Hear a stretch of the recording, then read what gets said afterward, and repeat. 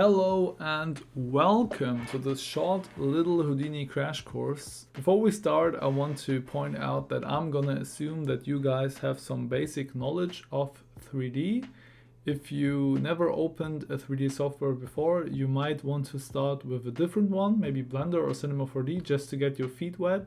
And when you have a basic understanding of the fundamentals, you can come back and start learning Houdini, just because if you don't know anything, Houdini can be really abstract and intimidating. Let's begin with the viewport. The viewport is pretty straightforward, like you know it from any other 3D software solution. So you have your left mouse button to rotate, you have your middle mouse button to drag, and then if you use your mouse wheel, you can zoom in and zoom out. Okay. If you want to disable the grid, you can do that with this button. And also, if you want to change the color scheme of your background, you can hit D for display options, and then you go to background, color scheme, and then you change it from light to dark or gray, depending what you want. Next topic is the timeline.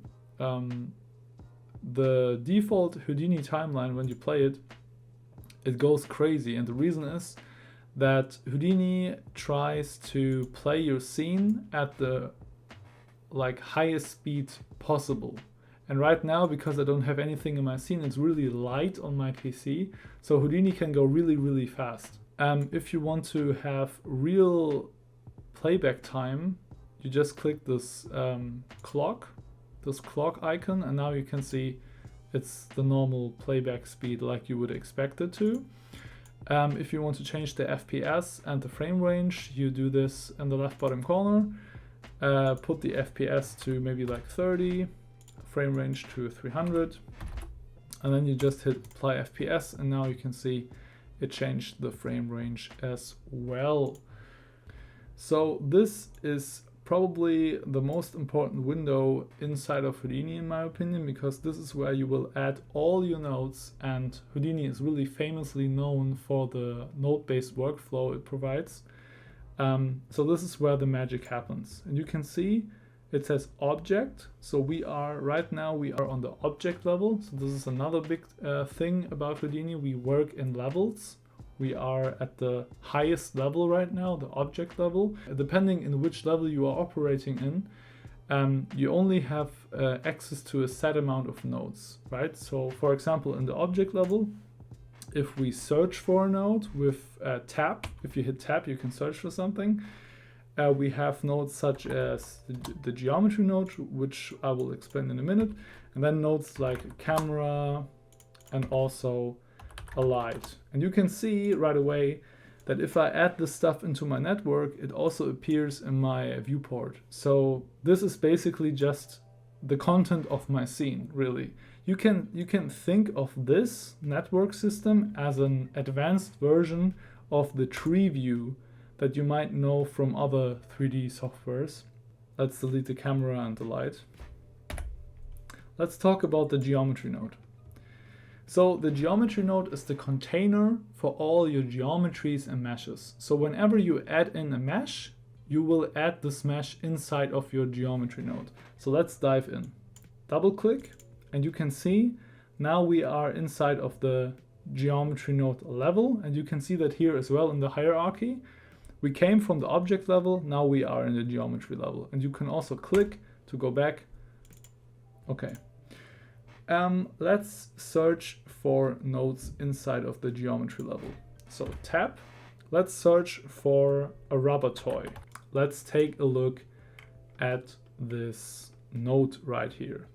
So you can see that we have these weird blocks, right? We have a blue block, we have a purple block, and we have a yellow block. So what do these do? To make this a little bit more clear, I am gonna add in another test geometry, which is called Tommy.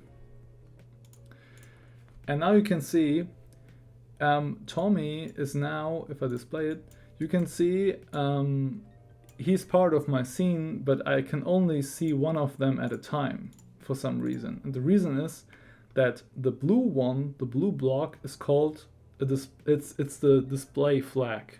So all of these are flags, and this is the blue one is the display flag. and whoever has the display flag gets displayed. The purple one is the template flag. So if you click on that, you can see that now I'm displaying my rubber toy, but I'm templating my Tommy as a wireframe. And if you hit the yellow one, you can bypass a node. So basically deactivate the node.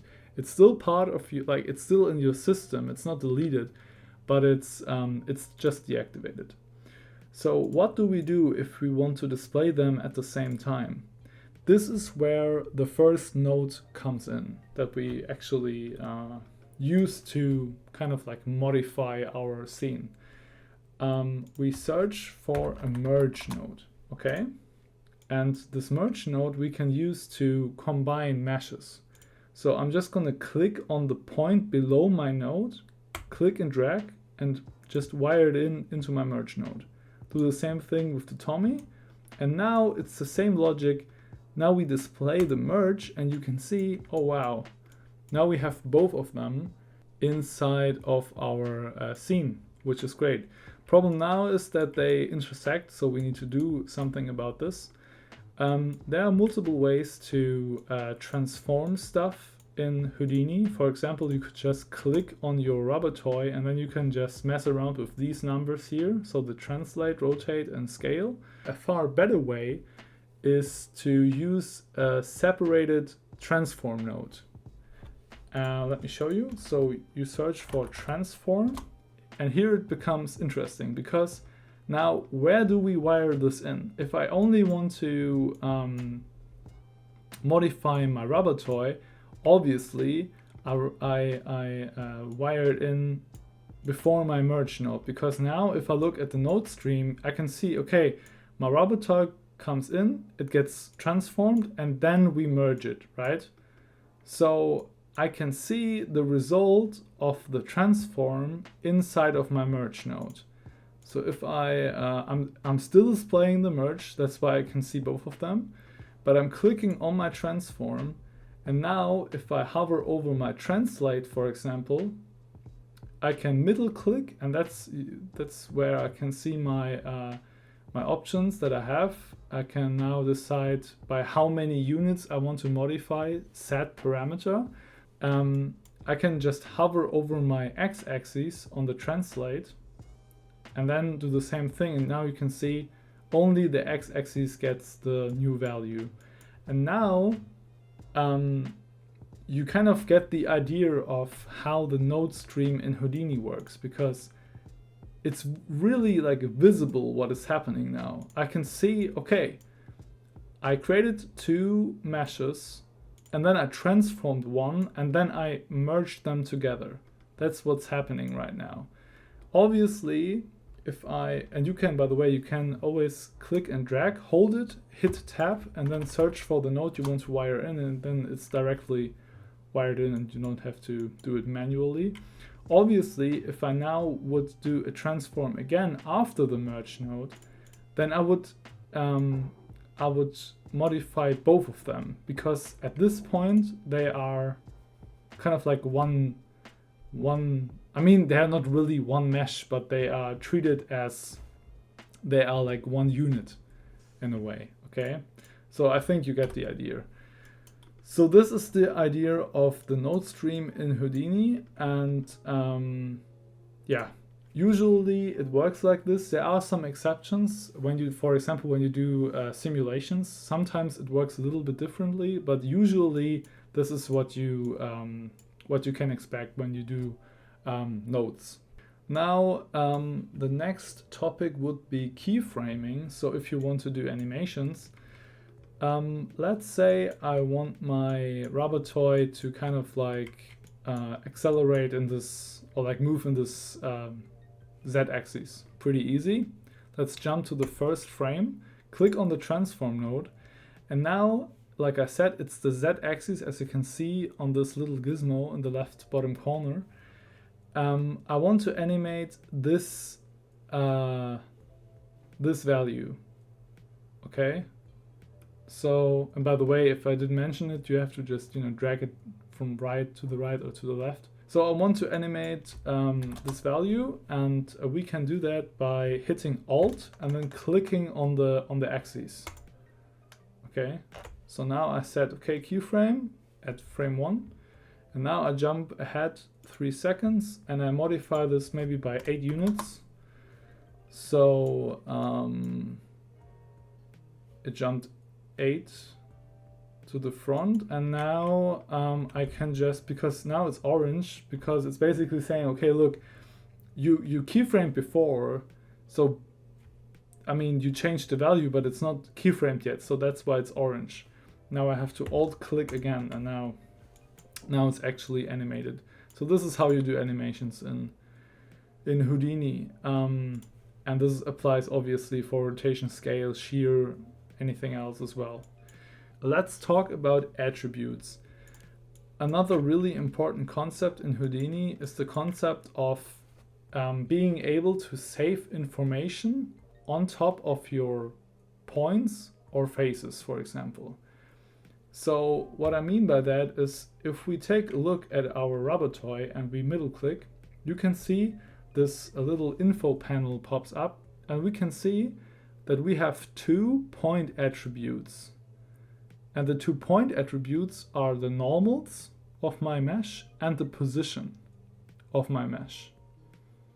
Also, I have 1 prim attribute. Again, primitives in Houdini basically means faces. Okay, so on the faces of my mesh, I have an attribute, so an information, which is called shop material path. This is just the material, like the texture of my rubber toy. Also, actually, to make this clearer, I'm just going to display the rubber toy.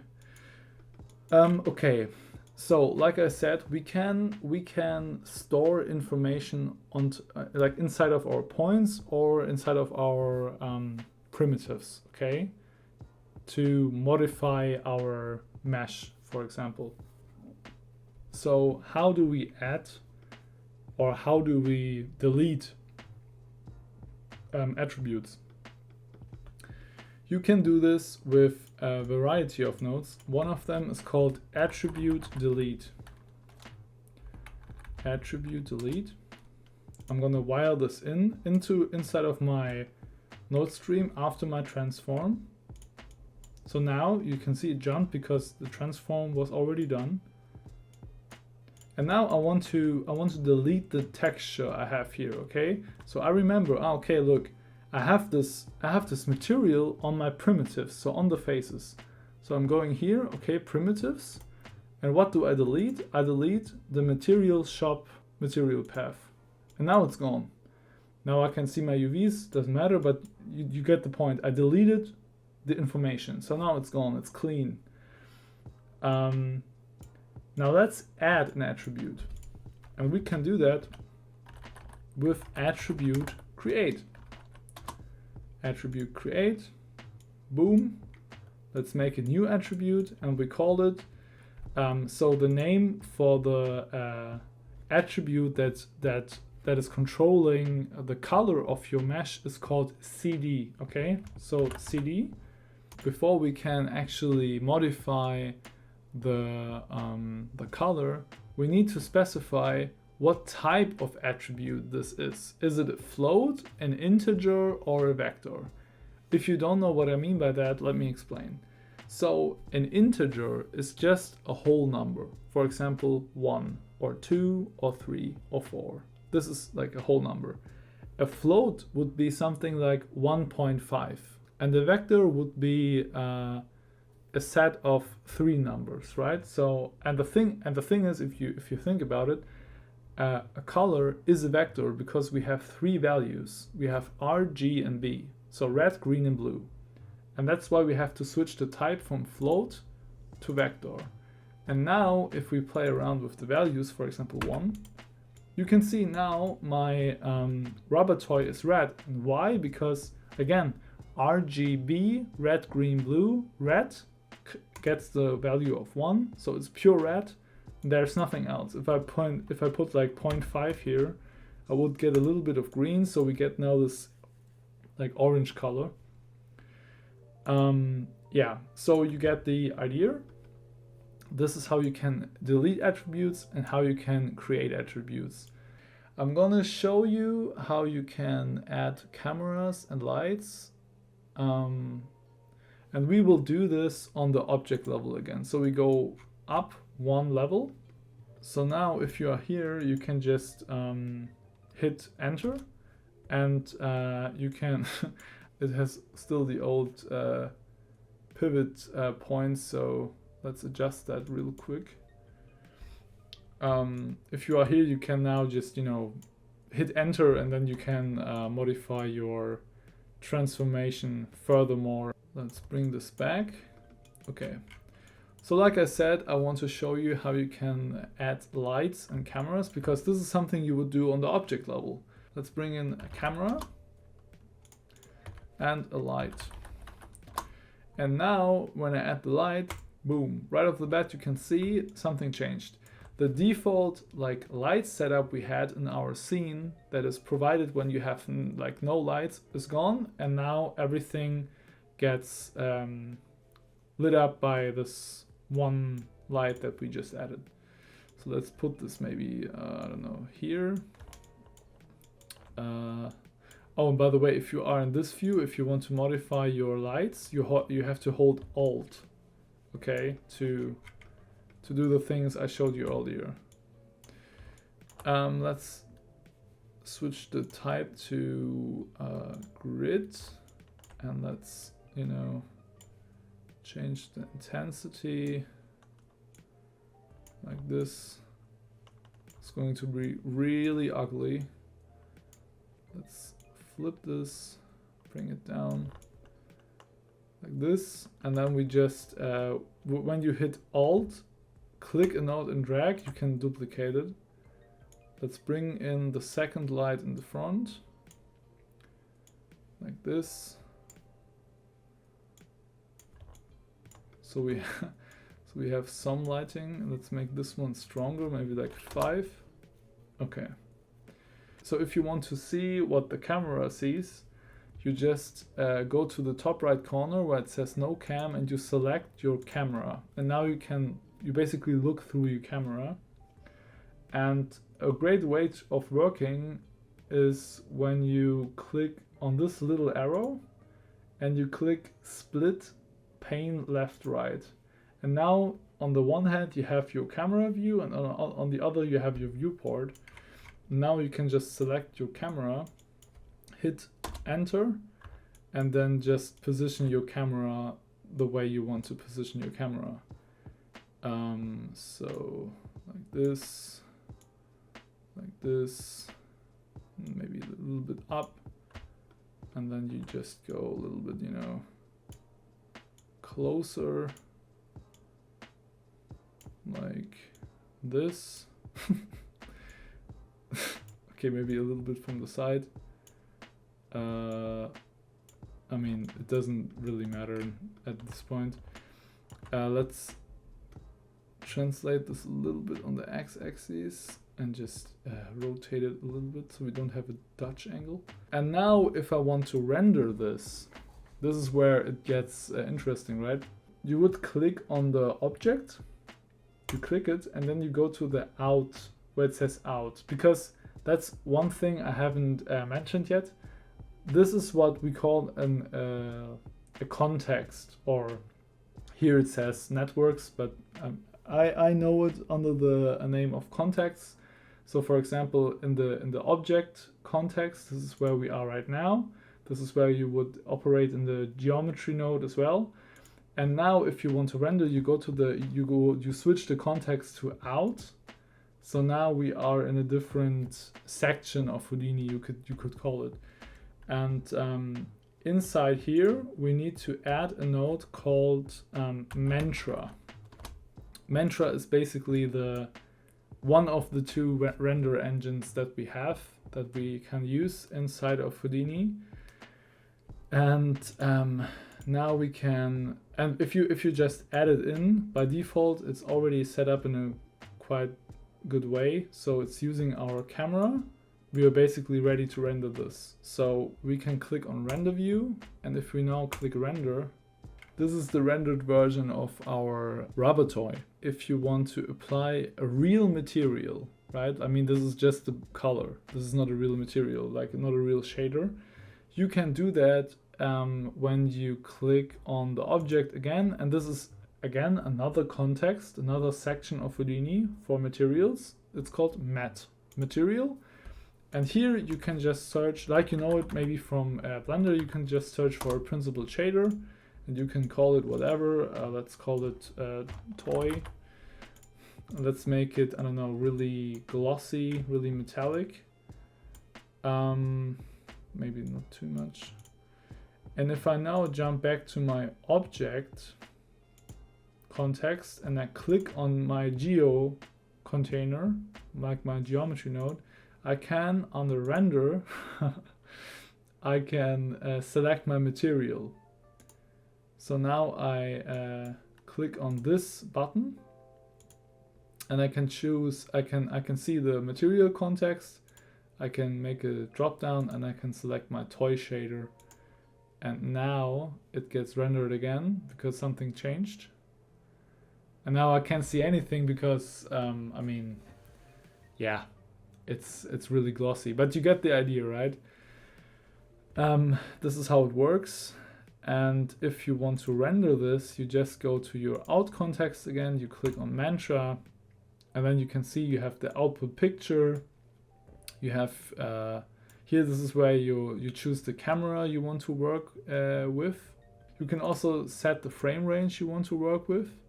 If you want to, for example, if you want to save this as a JPEG, you just put JPEG, right? Or you just put like PNG, whatever you want. I hope you learned something. I hope this helped a little bit. Yeah, if you have questions, just let me know in the comments, and I see you guys in the next one.